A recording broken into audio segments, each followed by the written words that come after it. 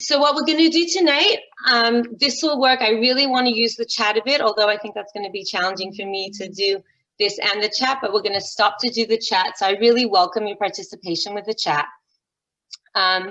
We are going to have an intro, Judaic philosophy on inclusion, or just Judaic philosophy on the concept.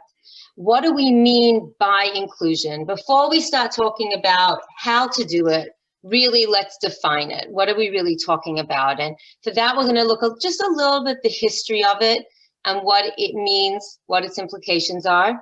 The philosophy of inclusion, which will be interesting to sort of look at it in terms of comparing it to Judaic philosophy as well. And then inclusion how-to. And like Hannah said, I made this whole lesson plan. So I'm not going to do the lesson, but I will share with you and I'll show you the lesson and some other resources. Okay, so we just have a poll. Hannah, if you could just set out that poll. I just want to get a sense of who we are here. And here we go. If everyone can feel, thank you, Israel. I don't know if that's your name, for putting on your screen. Hi, it's Hannah Esther. Hi, Hannah Esther. Thanks for putting on your screen. And yeah, if we could have some people answer the poll, that would be great. Does everybody see the poll? Yeah. Okay, great. Great. It's just a few questions to kind of ascertain where we are and who we are. Okay. How long does the poll go on for? Oh, I click end the poll? Yeah. Okay. When we're ready. Okay. People are answering. We see a lot of people who have needed to be inclusive. So we have a very experienced crowd, and we are all teachers so far. Okay, great. Just wait another second. So we're seeing here so far that most people very often need to be inclusive in the professional setting. And similarly, actually even more so, in the personal setting. There we go. And a lot of people think it's inherently a Jewish idea. One person is no, one's unsure, and we are all teachers. So I also do teach, in addition to being an educational director, I'm in the classroom usually twice a week. So I'm in the classroom. Okay. All right, so we see that inclusion is something that's really, really, really part of our lives for most of us. Great. Just want to make sure here, I'll share the results. And there we go. And so as you can see, inclusion is a big part of our lives. So it's a very relevant topic for us today. And it's a very big ideal. All right. I will close that. And let's go back to it. Okay. So it is Rosh Chodesh Sivan. It is Rosh Chodesh Sivan, and it's so appropriate for us to talk about this. It's K'ish Achav B'Lev Echad. That's how Bnei Yisrael were at Har Sinai at this time. And the question is, what united them? What made them so united? And one thing that made them so united was that they were about to receive the Torah. They were so excited. The energy of receiving the Torah, first of all, they had also been refining themselves for like almost 2 months. So they had been working on their inner character, so that helps. And then they were excited. They were about to receive the Torah. And so it was like, wow. So other things kind of melted away. And that's kind of like inclusion. Inclusion is this big idea, and you want things to sort of melt away. But when we're dealing with actual reality, we have to deal with all the details. So I would love to use the chat box now. Where do you see the concept of inclusion in Yiddishkeit? I have some ideas, but I would love to get some from everybody else. where do you see this concept that we have not yet defined, and we will? So chat box, any takers on this? Where do we see inclusion? What just pops into your head? Avas Yisrael, yep, that's a Zeh Klal Gadol B'Torah. Is there a difference between Avas Yisrael and inclusion? I don't know, we'll see. Comes from different places. Atem Nitzavim, from the wood choppers to the heads of the tribe. Hannah, could you please just tell us what you're referring to? Oh, they were all gathered there, right? Yeah, at Har Sinai, and then it specifies like everyone together as one from every level, all included in one unit at Har Sinai. Okay, excellent. And it does specify that it's wood choppers and heads of tribes, that they were a diverse group. Right. And they're all unified. Beautiful. But Selam Elokim, that is fabulous. And that is like foundation, that everyone, because why should we be unified? Why should we include a person? What value does a person have? So Esther, you are spot on. Matan Torah. How is Matan Torah? Well, Matan Torah was for everyone, even like for all the souls later. Esty, do you want to add anything to that? Because you could actually, there's a couple ways you could go with that. Okay, Esty, feel free to type more or unmute yourself. Okay, I was trying to type, but it takes time. Should I talk? Yeah. Yes, so please. I have a lot of Torah Shavuos is coming, and that's what we're teaching about. So in a bunch of ways. First of all, it says Keisha Chad B'Lei B'Chad, and that the Torah was given to everyone equally. And also, what pops to mind is the idea that all ailments that would prevent this person from receiving Torah properly were cured. So I feel like Hashem was modifying and reaching everyone. He was making it accessible for everyone. Yeah, making it accessible. Yeah, it's interesting. I was thinking about that because everyone was healthy by Har Sinai. And, well, if everyone was healthy, what do we need to be inclusive of other people with? And then I was thinking just good old personality. You know, did this person intrude on my personal space? Am I angry at this person for this or that? So then I guess it comes into character and personality. But they were so refined. So this is great.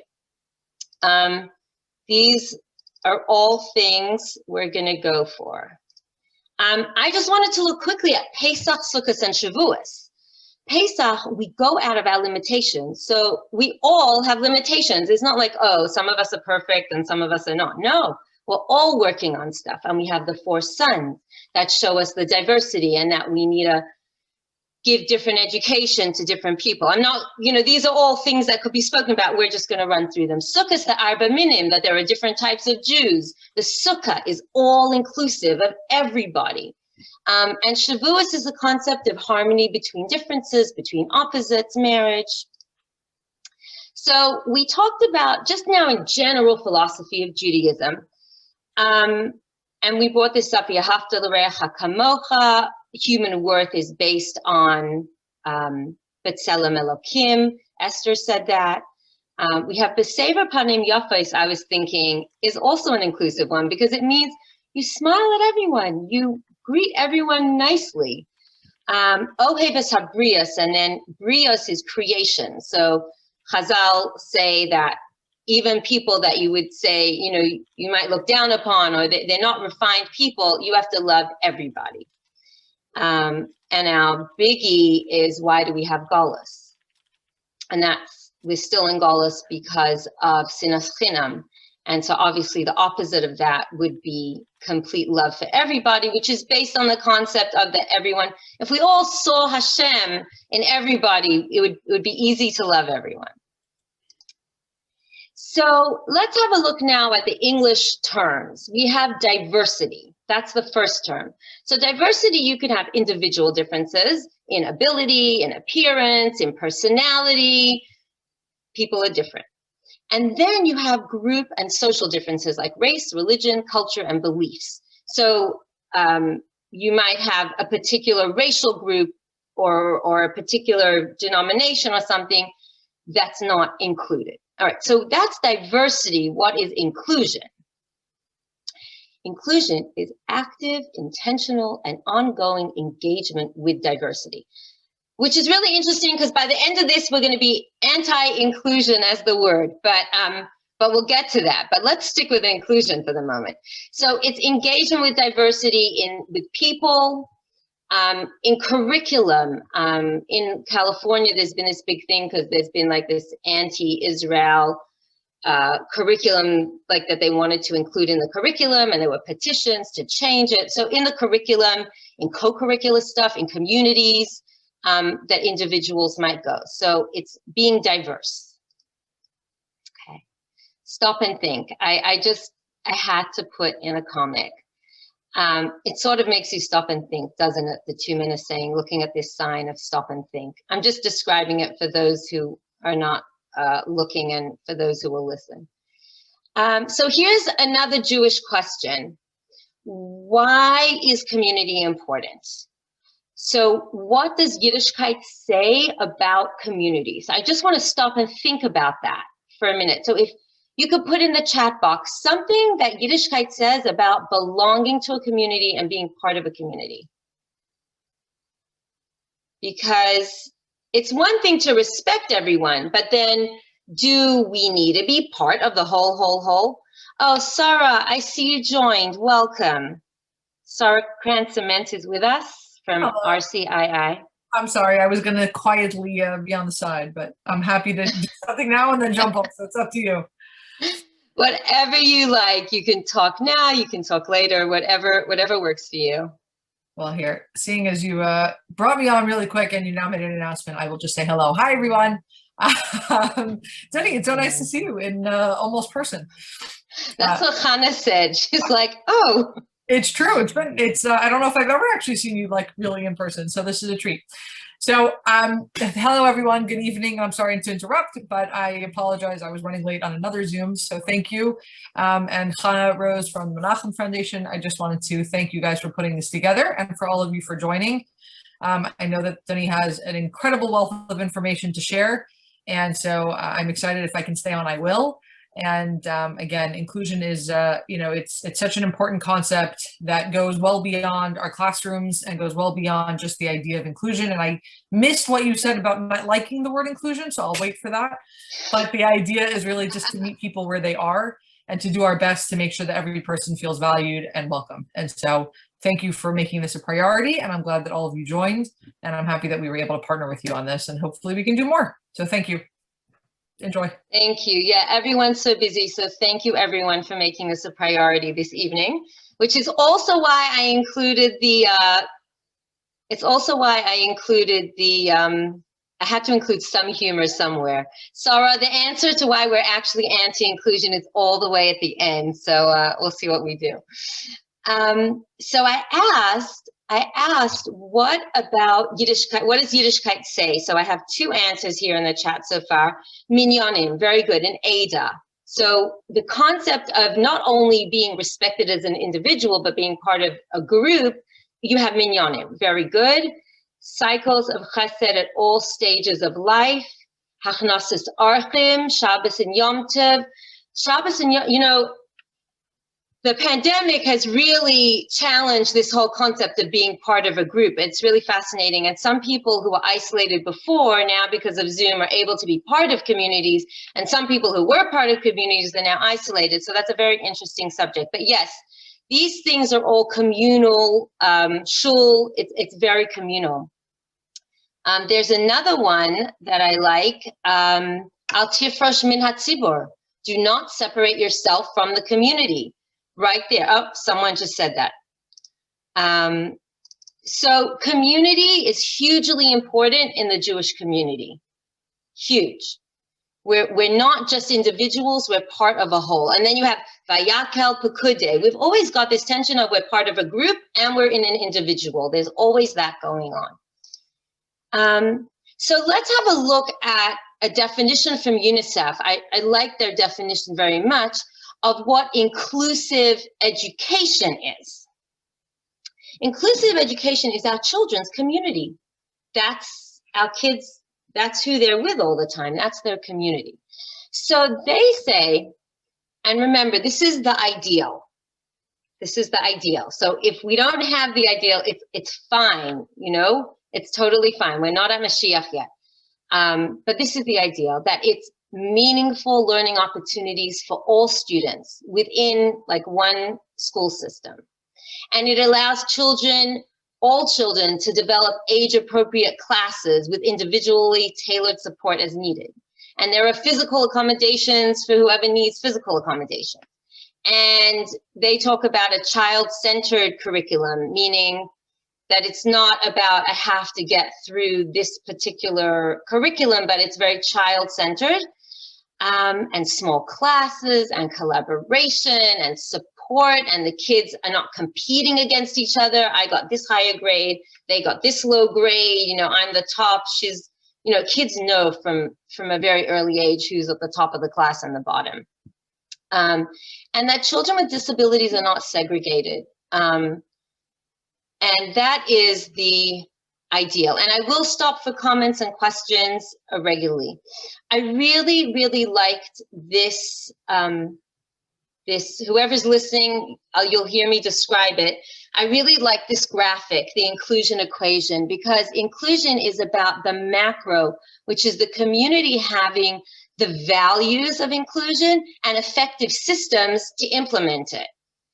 And then the micro, which is the individual, you've got the individual person who has, they call it cultural competence, that they know what's going on, that they're able to navigate the cultural kind of aspects of it, and they have emotional intelligence to react to things and how to deal with things emotionally intelligent. We all say stupid things sometimes, right? But to be emotionally intelligent in general and empathetic and supportive and so on and so forth. So that if you have the macro, if you have all the systems and you have the micro and it all comes together, you know, we're all happy. So who are we including? So in schools and camps for this purpose, we're all teachers here so far from the poll that I saw. So we're talking really schools. So it's kids who have difficulty accessing the group experience of the classroom.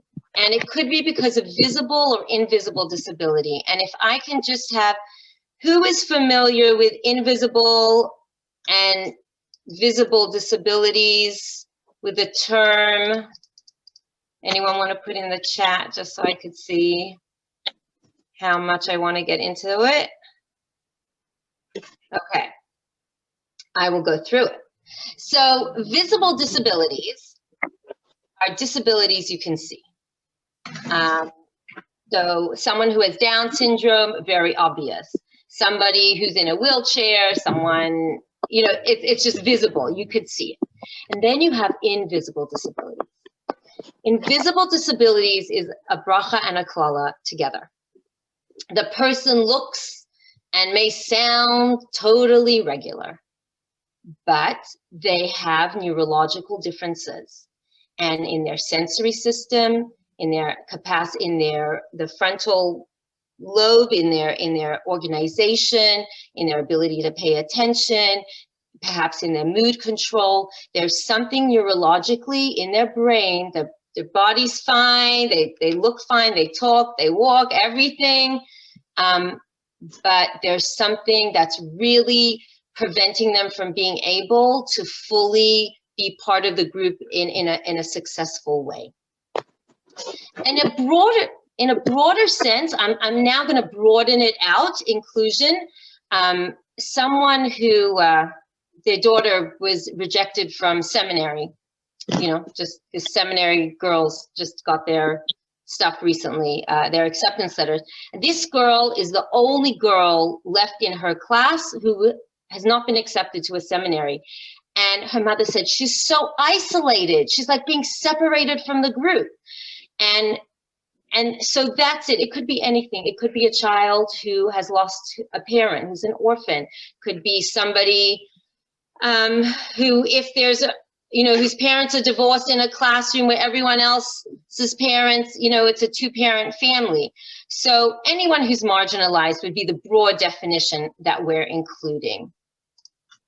Okay, here is from friendshipcircle.org. I'm going to stop soon for just questions and comments. Friendshipcircle.org has a blog with fantastic resources, really fantastic. So this shows a circle inclusion at the top. Then exclusion is all the typical people inside and all the different ones outside. So they're just not part of it at all. Which would be, let's say, education in America before 1970. And then segregation is two separate groups. So let's say there's a special education school and then there's a regular school. So that would be segregation. Or a special education class that's sort of in a separate area than everybody else would be segregation. I know of a class where the kind of lowest class is like separate and no one really sees them. They're like sort of, all the way down the hallway. So that would be called segregation. And then integration is when, and we see this quite a bit, I think, in the schools, where you'll have like a resource room that's, in the middle of the school, or you'll have people sitting in a lunchroom, but they're at a different table. So they're kind of with everyone, but they're really not integrated, even though it says integration. They're separate while still being there. So these are like different kinds of models, and inclusion is when everyone is like all together. B, benefits of inclusion.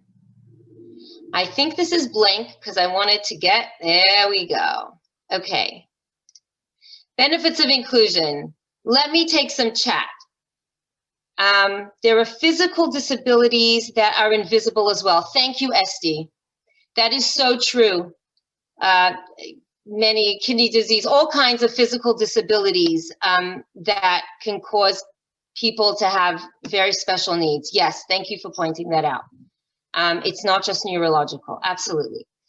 So benefits of inclusion. What do our students gain from being in an inclusive environment?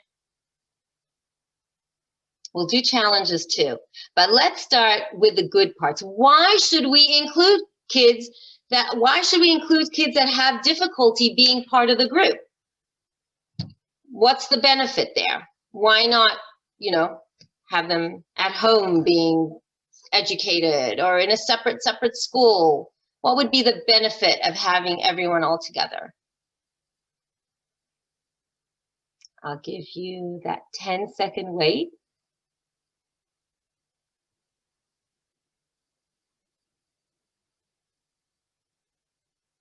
See, you know how you're supposed to wait 10 seconds for people to respond, to give everyone time to respond? It's really, really true. It's just when I'm not comfortable, a lot of people are not comfortable with just silence.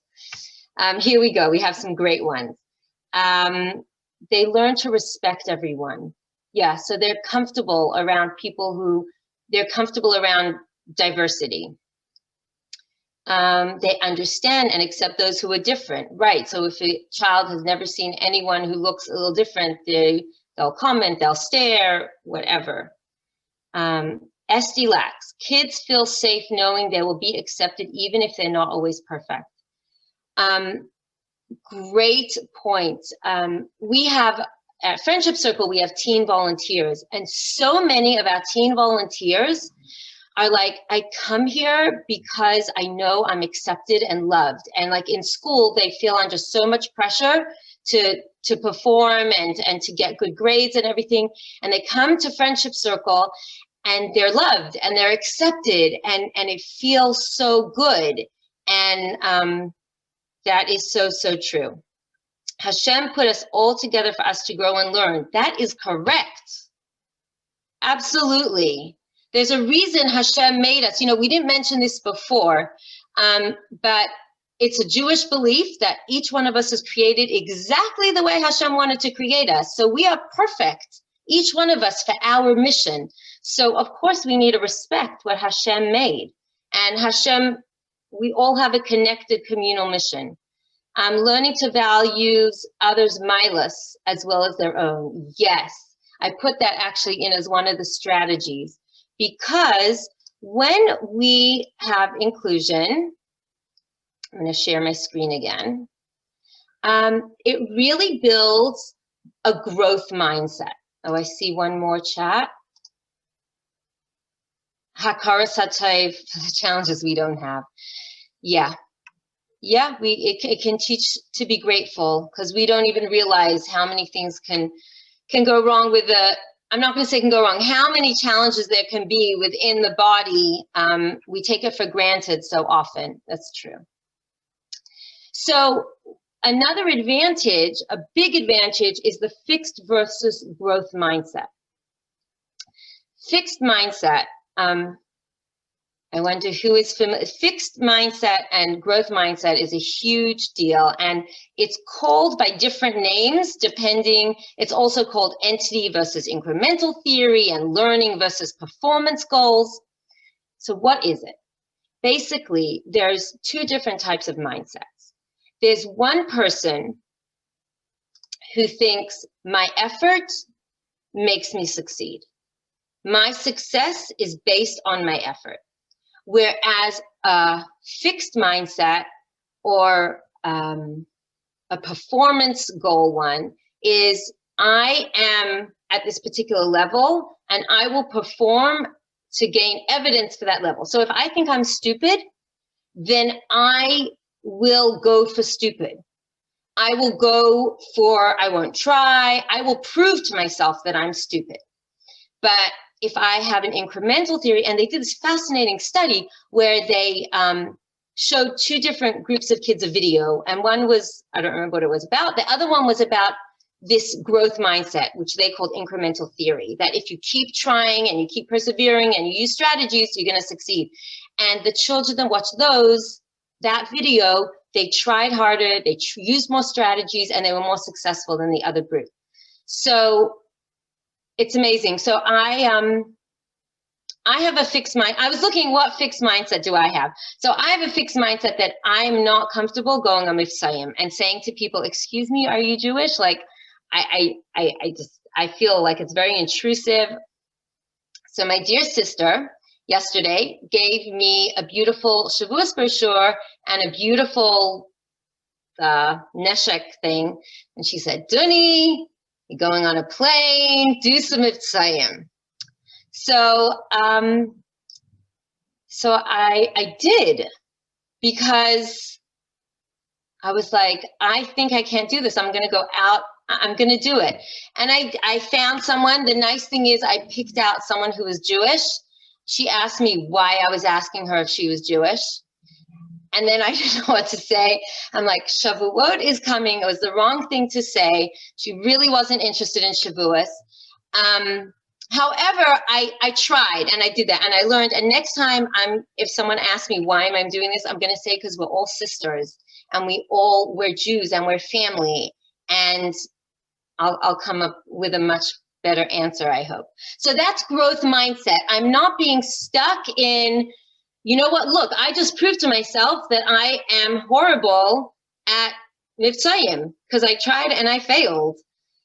I mean, maybe I reminded her and maybe she'll light candles or something. But in that moment, I failed, proving to myself that what I did. But no, I learned from it.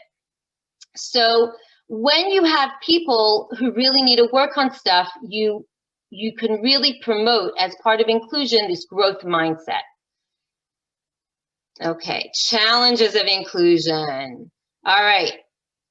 What challenges, and I know that many of you do inclusion professionally, so what are some of the challenges of inclusion?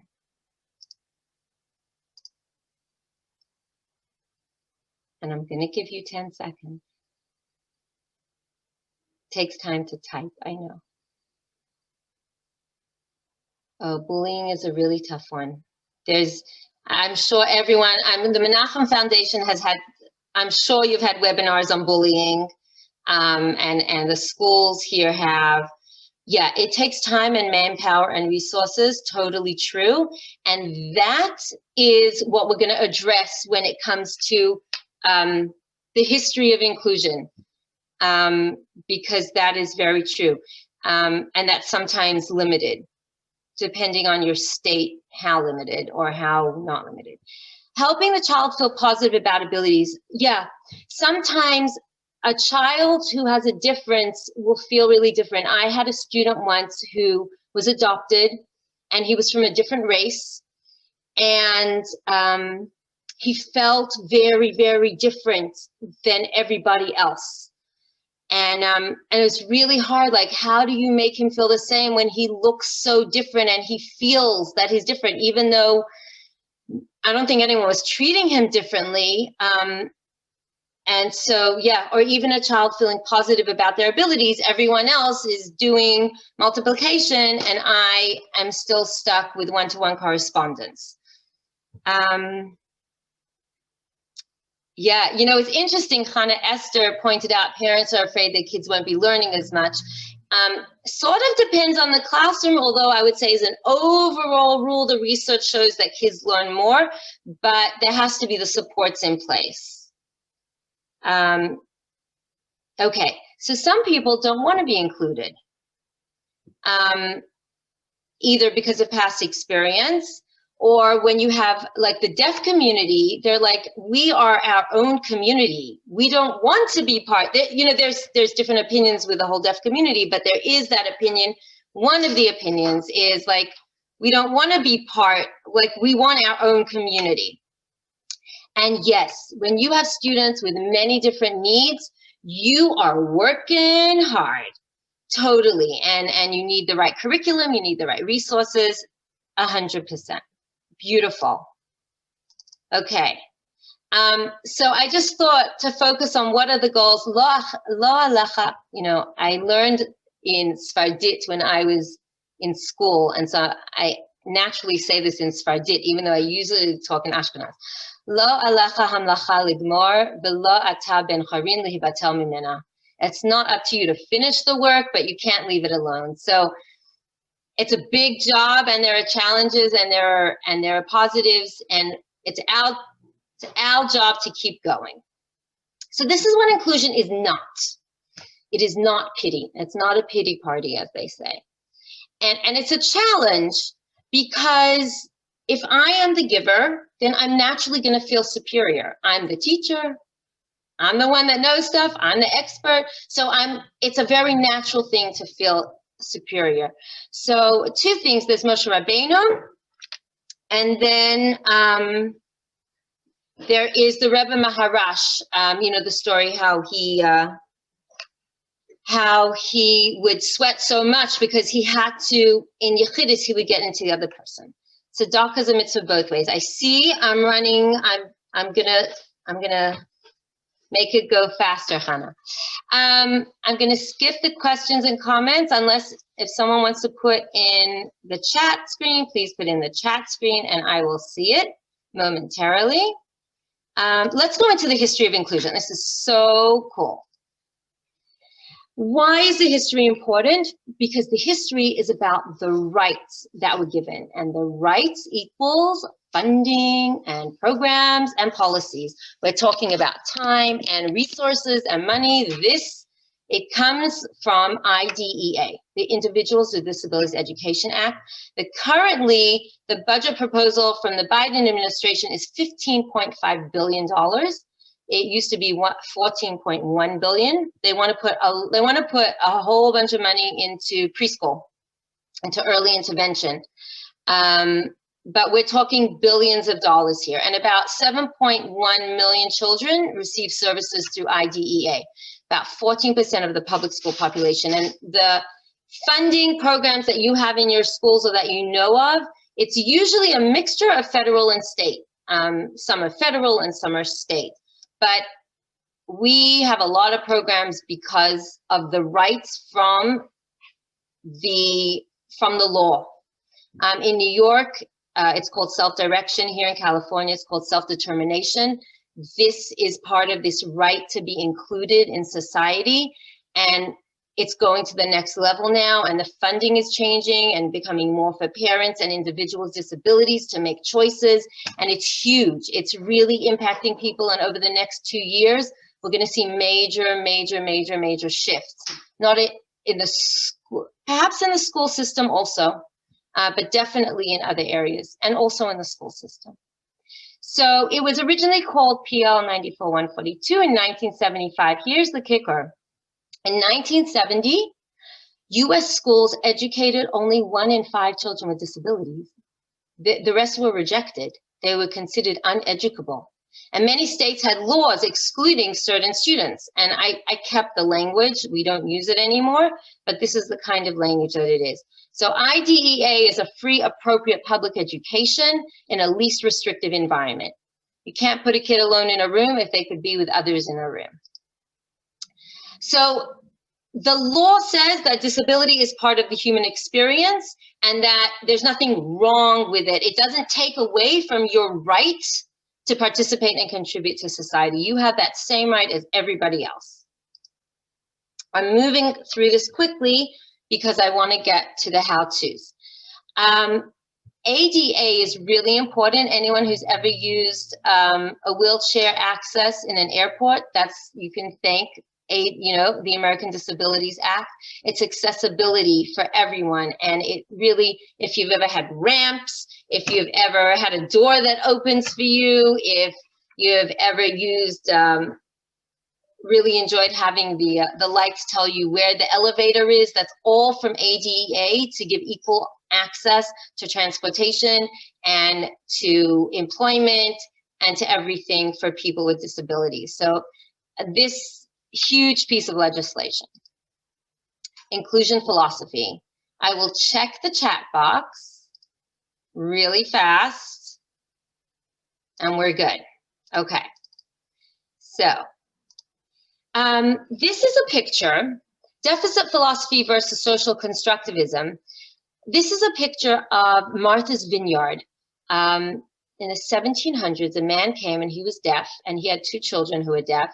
And then pretty soon, 1 in 25 people in Martha's Vineyard in the early 1800s was deaf. And it wasn't considered an issue at all. In particular, there was a little town, a fishing village, and everyone used Martha's Vineyard's sign language. They were very isolated. They intermarried a lot, and everybody used the sign language. So it wasn't considered anything wrong.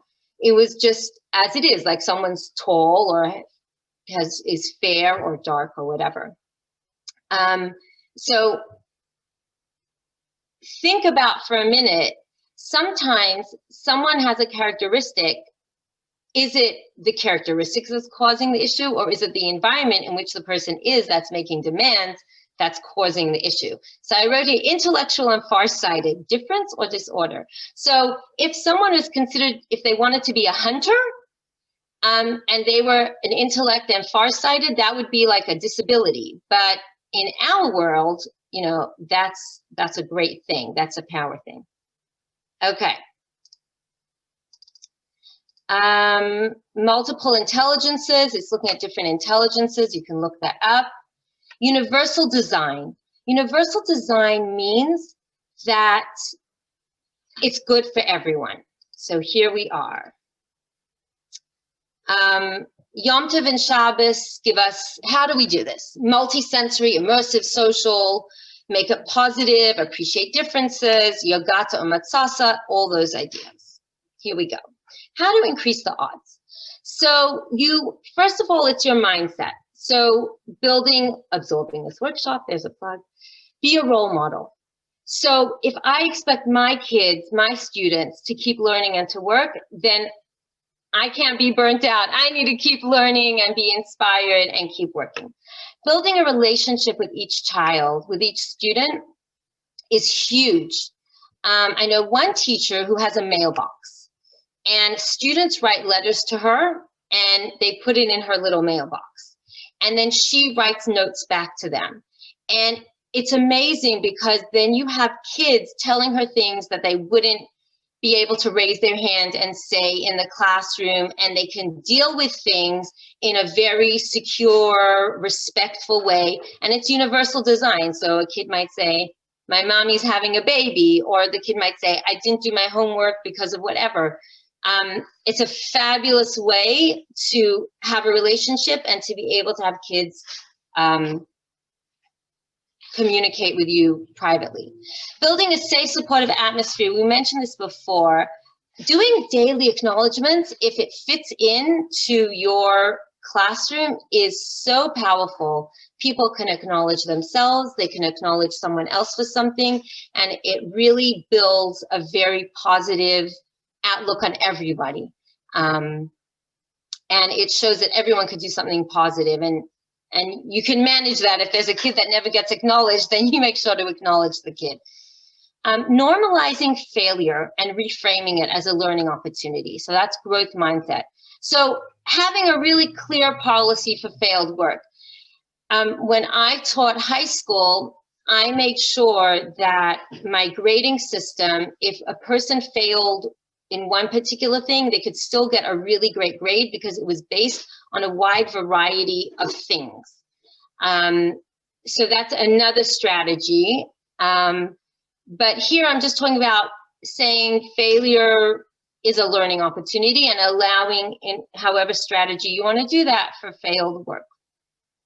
Giving a separate grade for work or study habits or effort. So it's hard to grade effort, but you can do study habits, you could do work habits, someone that hands something in early or shows that they, you can create certain ways of showing that they have instituted some study habits, that they use their planner, and being patient and goal-oriented yourself. And I think planning ahead for your audience. Today I was asked, well, don't you think we should try in this classroom to put these two kids together? And I was like, no, because I know exactly what's going to happen. And until we have a strong plan that it's going to be a successful experience, we're not going near there. Seems like differentiated instruction is a great fit for inclusion. Yes, differentiated instruction fits right in. I mean, that's the only way to do it. Like UNICEF said, it's child-centered.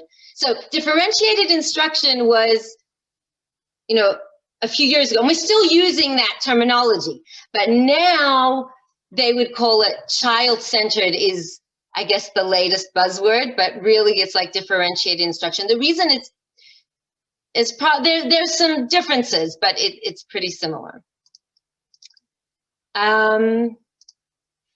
Okay. So here are some considerations. I'm not, each one of you has your own class and your own situation. So I can't, be specific about your particular class. However, these are general concepts. So thinking about your children's, the gross motor abilities, the fine motor abilities, the attention span of the group of individual kids, their ability to follow directions, how many step directions, their listening comprehension, like really being aware of where the skill set of your audience is. The processing speed, do you need to do those 10-second quiet things, or have written directions, or go over to someone and find her the place in the Chumash because she's still trying to process what's going on and she's not quite up to that. Universal design ideas. Here are some universal design ideas that are good for everybody. And they're really important for many, many kids with challenges. Not medical, here I'm talking more about learning challenges. Visual schedules. Visual schedules make a huge difference for a bunch of kids. Routines and structure. Some kids really, really need it, and they go off routine and structure, and they are off. Whereas a typical kid, if the routine and structure changes, they can be more flexible about it, but it's good for them too. Breaking down large assignments into small chunks, 1 or 2 step directions. As we're teaching, think about what skills are my students learning? Because we're not only teaching information, we're teaching how to learn information and how to apply information and how to get information and how to accomplish a task. I have a general rule for myself that if it's something that I don't know off the bat, I'm not going to drive my students crazy in remembering it. Because that's not, and that's also from another UBD, Understanding by Design is another, and that goes with differentiated instruction, those two incredible approaches to education.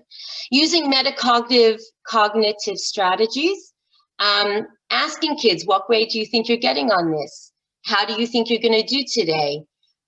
Asking them to evaluate themselves is good for all of us, and particularly important for some kids.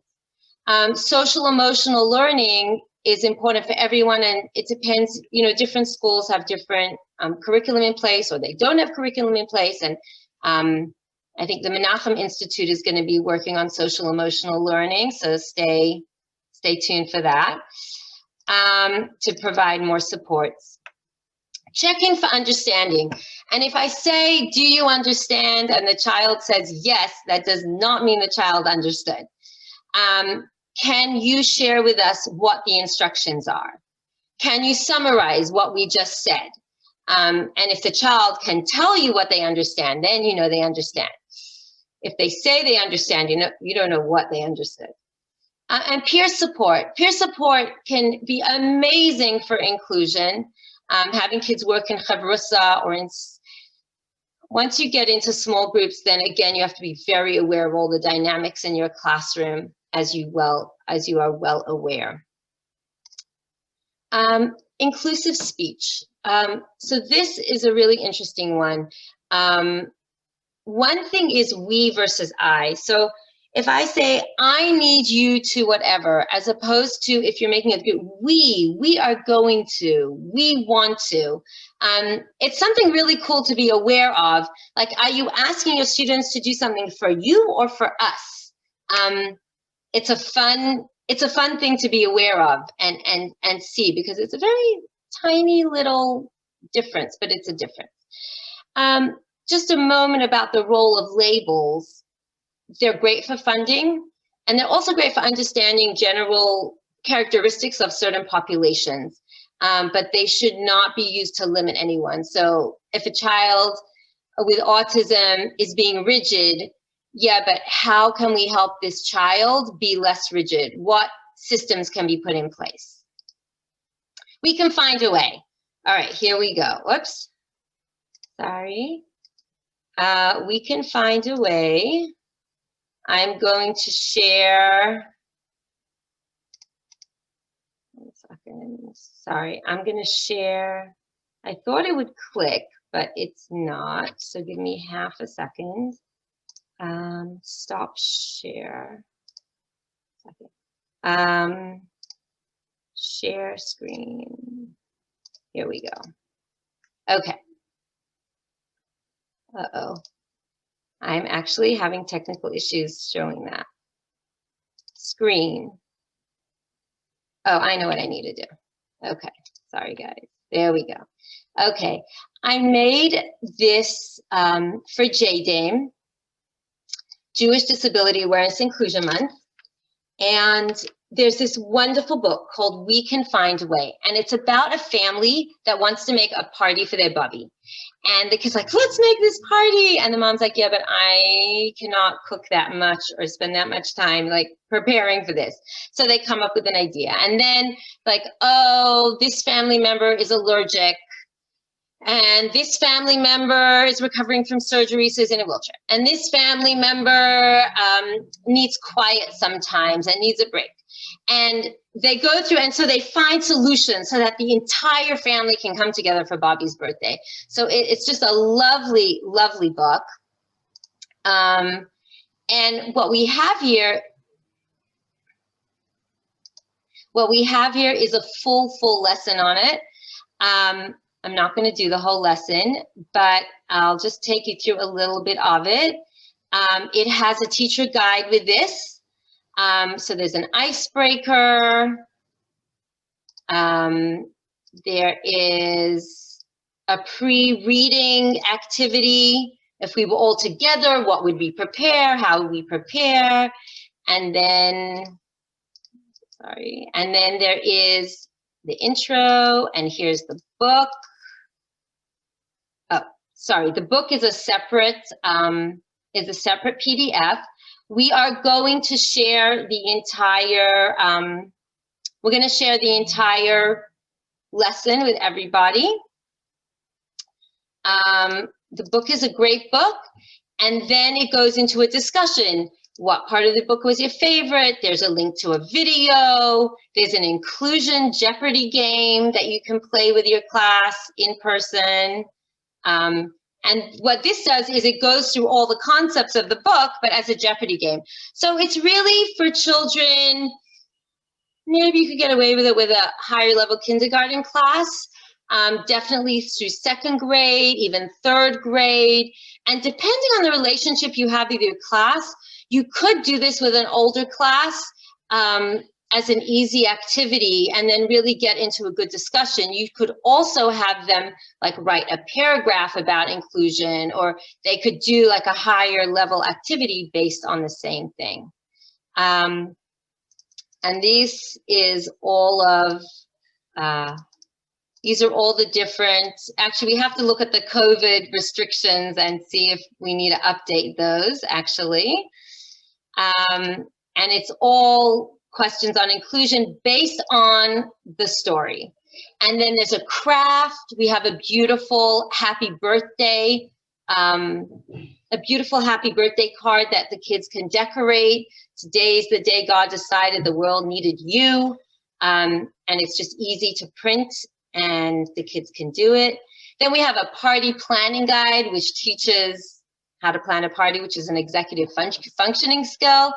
And there you go. It's got all, everyone can plan a party, and accommodations are part of that party planning experience. And then there's the thank you. So it's really pretty. It has the entire thing. You've got songs and crafts and a story and a game. And it builds the concept of inclusion. We did this, and the people who were on it, the kids that were on it, just loved it. They had such a fun time with it. So I hope people will take advantage of it. I have also put friendshipcircle.org has a whole list of inclusive books. So there's a link to that in the, there is a link to that in, okay, and that is like this. One sec, there's a link to that in the inclusion, thing. So this is a way to use literacy to build an inclusive mindset. It's just a delightful book. And there are some resources. And any questions and comments before we wrap up?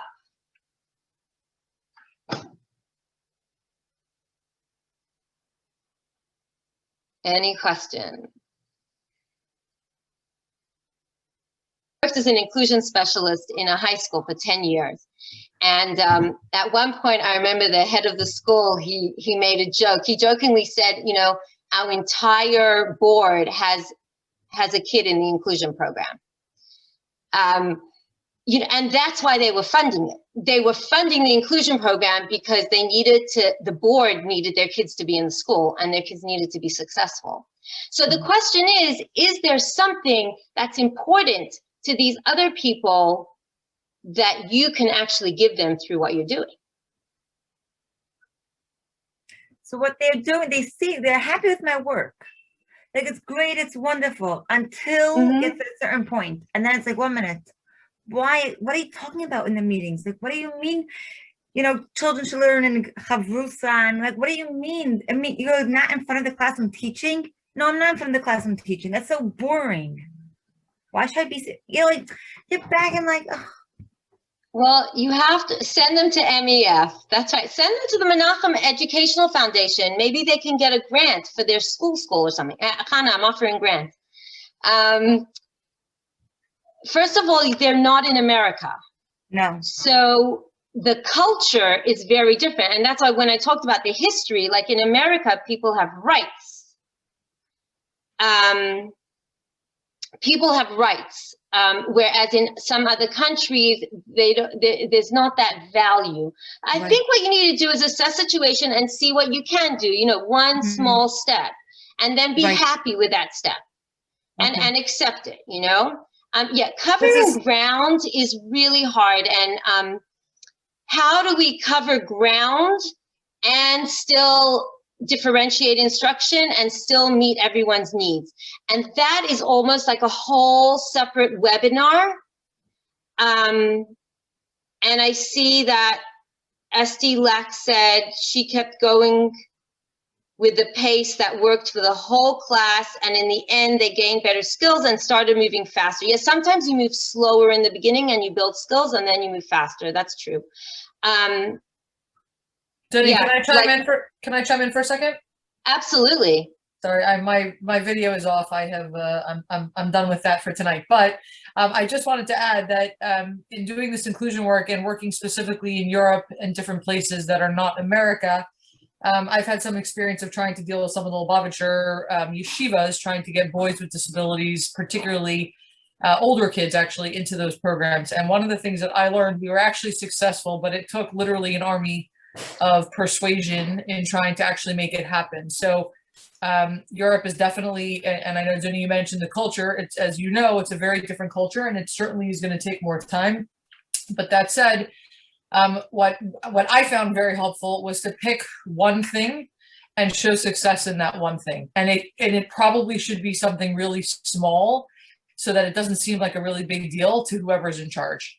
So if you say this one child needs to get this universal learning, I don't know, whatever the case is, and pick one win that you can show and that didn't take too much money and too much time and too much energy from anywhere else, and show a win, then you can work incrementally. It sounds like you might have done that already, but it seems that for people that aren't in this mindset yet, showing things that don't take up too much time, space, and energy, but can still show value, even if it's not their value, I found that was helpful. And in the end, it worked. And by the way, it was very helpful in this particular situation, but that, to me, in my experience, has been very helpful in general, trying to get people to understand really what you're talking about. Because if you don't get it, it takes time just to even understand what you're talking about.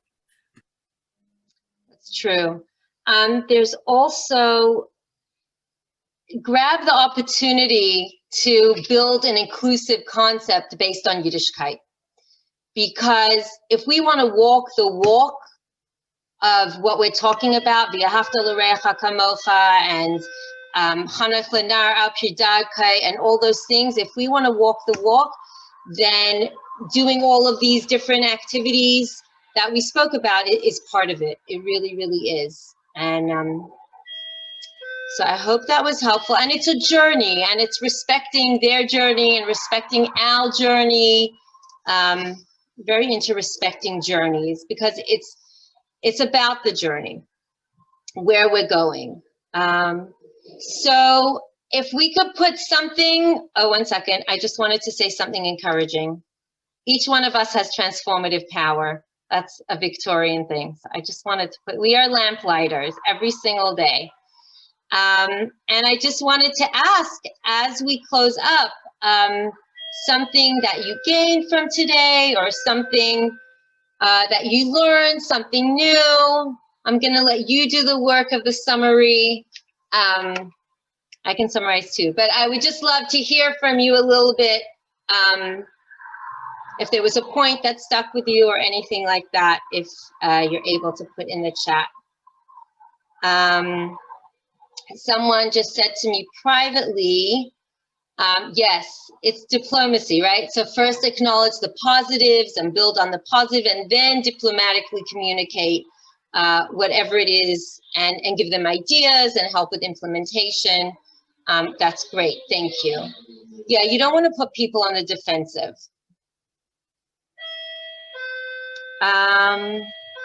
So is there anyone else that wants to add anything before we say goodnight? And a good Kabbalah Satar B'Simcha B'Pnimiyas. No more inclusion. So what do I mean by that? Sarah, you stayed on all the way to the end. Inclusion is, the ultimate is when we don't even say it's inclusion. We're just it's so normal for everyone just to be together and for us to help each other and take care of each other, that it's not even called inclusion anymore. It's just the way life is. And that is a very Mashiach moment. Because when Mashiach comes, we are going to be in that state where we're just going to all feel God and feeling, yes, like a family. You know, when you're in a family, you don't feel judged, you feel loved, hopefully. You feel loved, and it's so great for people who, especially a lot of people who are isolated because of their disabilities for whatever reason. Family is so important. So many times it's the mom who's the one playing with the kid all day, or the cousins who accept them. Thank you, Esty and Hannah Esther. Thank you for joining us, everyone. And I hope we take this and we bring our light to the world, lighter and lighter and lighter. So thank you, Hannah. Thank you, Sarah, for this opportunity. Thank you so much, Dani. Thank you, Sarah. Thank you, everyone who participated and shared. And please do share your thoughts in the survey that I posted. Something that we even learn more as educators. We know we learn more when we need to kind of solidify and produce something. So if you could just respond to that, and just thinking that the ultimate paragon of inclusion is really the Rebbe. If you read, the My Encounter interviews, the Rebbe, like you said, engaged with the diversity. He didn't just include the differences, and kind of wash them over like it's okay, you can stand online for dollars and be like the Chassidim. But he almost highlighted them. You're an artist, this is your shlichus. You're a politician, this is your shlichus. Even if it was something that was seemingly negative to someone else, I think that we have just so much to learn from the Rebbe about inclusion. And thank you so much for giving us the practical tools, the kelim, the mindsets, because the mindset is really where it all begins, to actualize that and be the educators that we really want to be. So thank you so much. This was a wonderful opportunity and a very special way to mark Rosh Chodesh Sivan. Yeah, it's Rosh Chodesh. Yeah, and Hannah, you brought up the Rebbe. It could be a whole Zoom. I remember as a child, I had trouble putting tzedakah in the tzedakah box. I was too short, and the Rebbe waited so patiently for me, like completely patiently, like he had nothing else to do but wait patiently for me. The Rebbe is the absolute example of this, and there's so many stories. Yes, that could be a whole Zoom. That's amazing. Do you know that the story is told that when I was a baby and my parents brought me on dollars, when the Rebbe gave me $1, I pushed it away. I pushed the Rebbe's hand away. So when I told that story to my kids, they were like aghast, like, you did that to the Rebbe? Aren't you so embarrassed? Like, isn't that terrible? Like, my little kids are telling me that. And for me, the lesson is no, even when we push the Rebbe away, he still brings us closer with all of our differences. So yes, that's something we can all live with. Absolutely. And the Rebbe saw the positive, and the Rebbe saw the mission. Everyone is here for a mission, and everyone is perfect for their mission, and everyone's godly. So that's where we're going. That's where it's at. Yeah. Thank you so much. Thank you. Thank you, everybody. Okay, a good Chodesh. A good Chodesh. And we're going to be sending out the materials shortly. Thank you so much. Thank you.